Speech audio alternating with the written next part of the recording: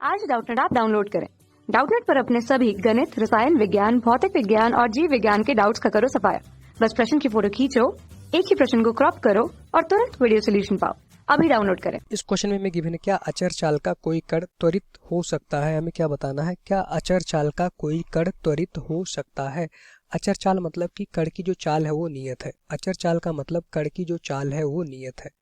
तो यहाँ से हम देखेंगे कण की अगर चाल नियत है तो हमें ये बताना है कि क्या उसकी गति त्वरित गति हो सकती है। अगर यहाँ पे देखें तो त्वरण बराबर क्या होता है हमारे पास, वेग परिवर्तन की दर। ठीक, अब यहाँ पे देखें त्वरण हमारा होता है वेग परिवर्तन की दर। अगर चाल नियत हो गया तो ये कोई जरूरी नहीं है कि त्वरण हमारा शून्य हो जाएगा, गति हमारी त्वरित गति हो सकती थी। ए बराबर क्या होता है हमारे पास, वेग परिवर्तन की दर dv/dt। अगर कण का चाल शून्य हो गया इसका मतलब ये कोई जरूरी नहीं है कि कण का अगर चाल नियत हो गया मतलब कि चाल तो परिवर्तित नहीं हो रहा है, लेकिन जो त्वरण का सूत्र होता है वो तो हमारा वेग परिवर्तन की दर होता है। चाल और वेग में दोनों में अंतर होता है। ठीक, तो अगर कण का चाल नियत है इसका मतलब ये कोई जरूरी नहीं है कि कण की गति त्वरित नहीं होगी। अगर यहाँ पे एग्जाम्पल ले, कण का चाल नियत है तो अगर आप देखें एक समान वृत्तीय गति, चूंकि कण का चाल नियत है एक समान वृत्तीय गति हमारी त्वरित गति हो जाएगी इस केस में। ठीक, जहाँ पे कण का चाल हमारा नियत है लेकिन वहाँ पे एक त्वरण होगा जिसको हम कहते हैं अभिकेंद्र त्वरण। तो उस अभिकेंद्र त्वरण की उपस्थिति में वस्तु हमारा वृत्तीय गति करेगी तो कौन सी गति होगी, त्वरित गति होगी। तो इसका उदाहरण अगर देखें तो एक समान वृत्तीय गति, ये हमारा इस क्वेश्चन का बेस्ट उदाहरण हो सकता है। एक समान वृत्तीय गति, एक समान वृत्तीय गति में कण का जो चाल रहता है वो हमारा नियत रहता है। और इस क्वेश्चन में अचर चाल गिवन है मतलब कि उसका जो कण का चाल है एक समान वृत्तीय गति में वो हमेशा नियत रहता है। लेकिन तब भी चाल नियत होने के बाद भी कण की गति त्वरित गति होती है।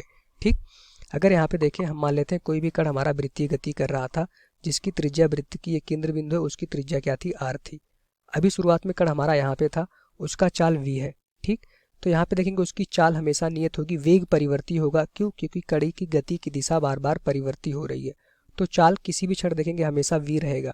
ठीक, अब यहाँ पे मान लेते हैं अगर चाल 10 मीटर पर सेकंड था तो हमेशा 10 मीटर पर सेकंड रहने वाला है। यही मतलब है अचर चाल का, चाल परिवर्ती नहीं होगी। अगर चाल परिवर्ती हो गया तो यहाँ पे हम कह सकते थे एक और त्वरण आता जिसको हम कहते हैं स्पर्श रेखीय त्वरण। ठीक, अब यहाँ पे चाल तो नियत है तो आपके हिसाब से त्वरण तो शून्य होना चाहिए था, बिल्कुल। लेकिन कौन सा त्वरण, स्पर्श रेखीय त्वरण हमारा शून्य होगा। at का मान, at हमारा होता है स्पर्श रेखीय त्वरण। किसी भी क्षण देखेंगे स्पर्श रेखा की दिशा में जो त्वरण होगा वो हमारा शून्य होगा क्योंकि कण की चाल नियत है। लेकिन अगर कण हमारा वृत्तीय गति कर रहा है तो उसकी केंद्र की तरफ एक अभिकेंद्र त्वरण लगता है जिसको हम ac से दिखाते हैं। ठीक, तो यहाँ से आप देख पा रहे होंगे कण का तो चाल जो है, कण का जो चाल है वो तो नियत है मतलब अचर है, लेकिन तब भी यहाँ पे एक त्वरण लग रहा है। तो ये हमारा हो सकता है कि कण का जो चाल है वो अचर हो तब भी त्वरित गति हो, और इस त्वरण को क्या कहते हैं, अभिकेंद्र त्वरण कहते हैं। और इसी त्वरण की वजह से वस्तु हमारा वृत्तीय गति कर पा रही है।